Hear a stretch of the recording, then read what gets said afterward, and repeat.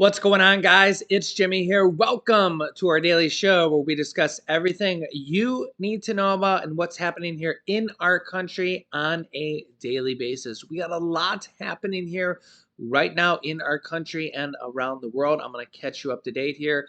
Also, is Vladimir Putin alive?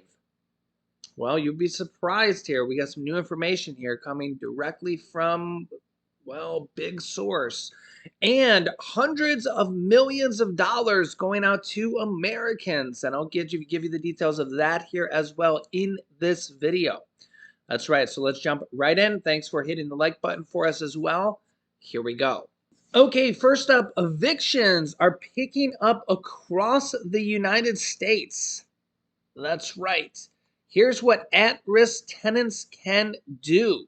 Between rents rising and most pandemic-era eviction bans having expired, the number of tenants coming home to find eviction notice on their doors is picking up.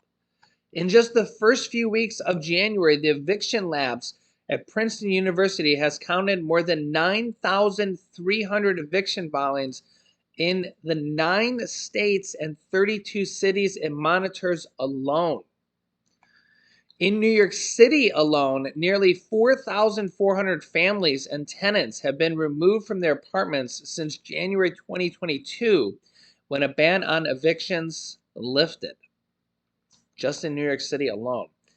Quote, we've seen in recent months an increase in eviction filings in the areas we track, sometimes back towards pre-pandemic averages and sometimes worse, said Jacob Haas, research specialist at the Eviction Lab.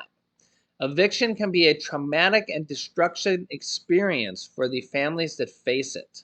It is interesting to note here, consider your options for rent here. Most rental assistance programs that opened during the pandemic are now closed, but some are still accepting applications. Yeah, interesting to note that here. On the National Low Income Housing Coalition's website, you can find a state-by-state guide of relief options and their status. So if you want to, just Google that. I did have some videos here on our website or on our YouTube channel as well. It's not a strategy experts recommend, but some tenants are still using their credit cards to cover their rent. Yeah, I wouldn't recommend that either because credit card interest rates are at the highest ever. Instead, they recommend tenants ask their landlords for an extension or a payments plan. Other ways to come up with rent can include borrowing from family members and friends or from your retirement plans, Rossman said. Ouch. Yeah, let me know your thoughts here in the comments. At least we are seeing retirement plans go up right now for the time being, as the stock market has had a pretty good rally here to start 2023. Here is the S&P 500 year to date. Has had a pretty good rally here to start. The Dow Jones has taken a little bit of a dip here. It was up 1,000 points to start the year and has taken a little bit of a dip here recently. The S&P 500 is the top 500 stocks, an index of them, the top 500 largest companies here in the United States. So you can see here has started off the year pretty good here. Remember that last year, 2022, the S&P 500 was down 19.4%. So hopefully we will see a bounce back here this year.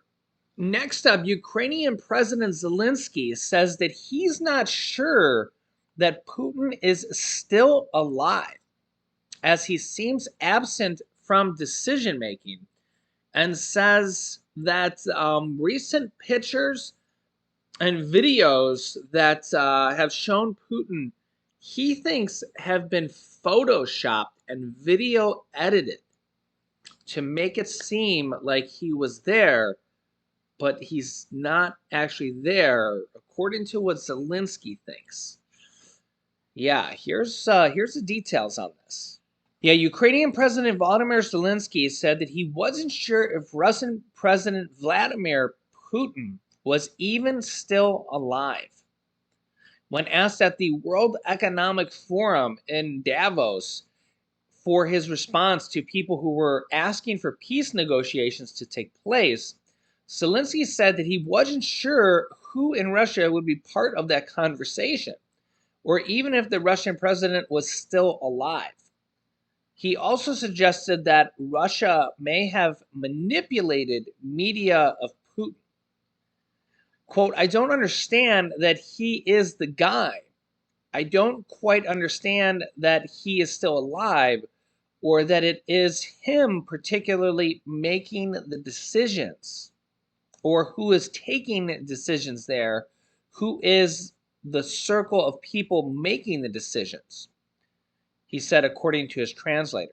Zelensky also said that I don't quite understand who to talk to and about what. I'm not sure that the Russian president, who sometimes appears against the chroma key, is really him.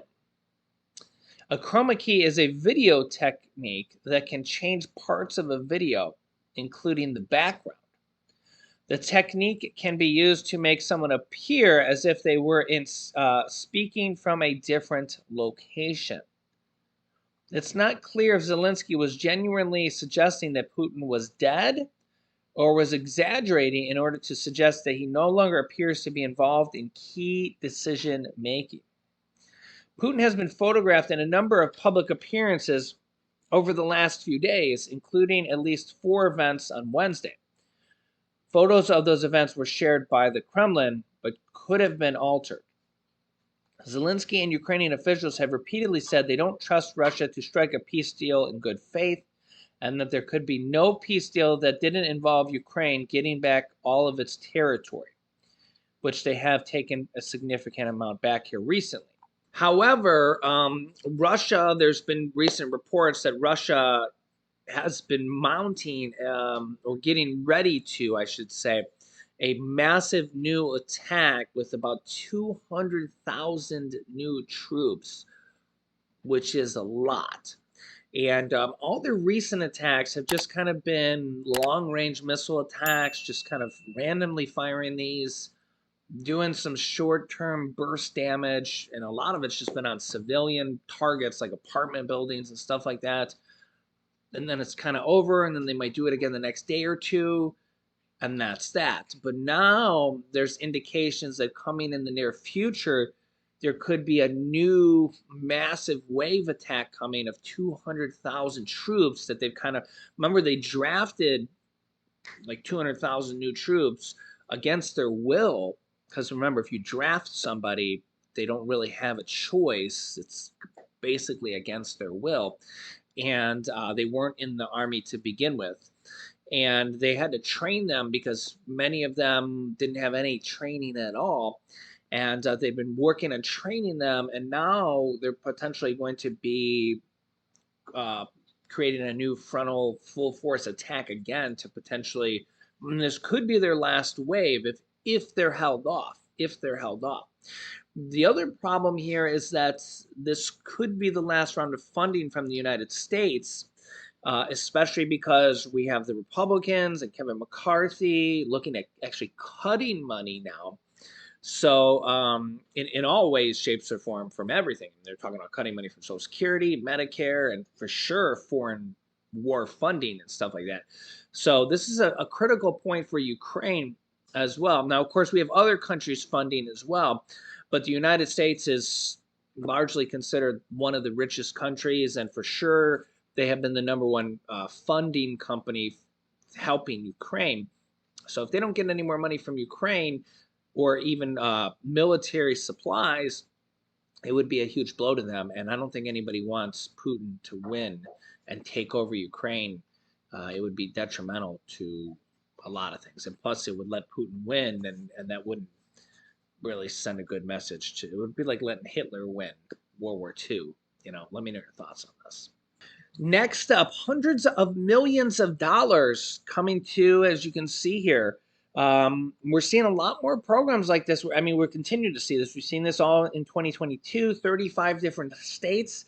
sending out money to their residents here, and we're seeing it here again in 2023. New York State to forgive $672 million of overdue gas and electric bills. Yeah, so New York State, I think they did like $2 billion of, was it property tax relief in 2022 as well, and they had a couple different programs like this here. So New York State stepping up again here in 2023. They're going to forgive 672 million, so somewhat close to $1 billion here in overdue gas and electric bills, saying New York State will forgive $672 million worth of unpaid gas and electric bills from the pandemic era for 500,000 customers, almost 500,000, in what the governor's office, Kathy Hochul, said was the largest utility customer financial assistance program in the state's history. And we're going to probably see more states like this here. If you know of any other states doing this right now, please let me know in the comment section and like that so it goes to the top here so I can cover it here on our channel. The relief is expected to prevent potential service terminations for more than 478,000 residential customers and 56,000 small businesses, while avoiding significant downgrades to their credit, the office of Governor Kathy Hochul said in a statement. The debt forgiveness program, which again, debt forgiveness, we're starting to see more and more of this done here. It's not just student loan debt forgiveness that's happening. We're seeing medical debt forgiveness, and now this type of debt forgiveness, which is really utility bills and electrical assistance by the New York State Public Service Commission, will give one-time credits to residential low-income customers and small commercial customers for any utility arrears through May 1st, 2022. Utilities provided a record $101 million in this round of pandemic relief, followed a $36 million contribution to a similar $567 million program in June last year to help low-income customers pay off electric and gas bills, the statement said. Wow, so really good news here for about 500,000 people in New York. And honestly, we're probably going to be seeing this here in more and more states here. Just another way for more people to get help. And honestly, gas and utilities, electric, very, very expensive. Remember that electric is actually expensive because of gas. So about 40% of electricity is because of natural gas, and natural gas has been very, very expensive this year. It actually, at one point in the last 12 months, tripled in price. It's been very up and down, and it has fluctuated a lot. And I hate to say it, but it's been because of the war in Russia, and and the supply chain constraints, and it's really caused it to go up and down in Europe and all that stuff here. And if it weren't for that, we probably would see much lower prices here. And really, Europe has actually much higher prices here than us. So let me know your thoughts here in the comments, and I will keep you up to date here with everything going on here in our country on a daily basis. If you haven't yet, make sure to subscribe down below to our YouTube channel. It's completely free to do so. Just click the subscribe button, then the bell icon that appears after you subscribe so you don't miss out on any new videos that come out here every day on our YouTube channel at 10 a.m., 3 p.m., and 8 p.m. Eastern Standard Time. And I'll keep you up to date here with news just like this and even more that's coming out here in the near future. Here's some videos you can watch next. You can click here to watch my newest video next. And here's a new video that's going to be affecting all 50 states here as well. So click on one of those videos next. Thanks for watching, guys, and I will see you in the next video.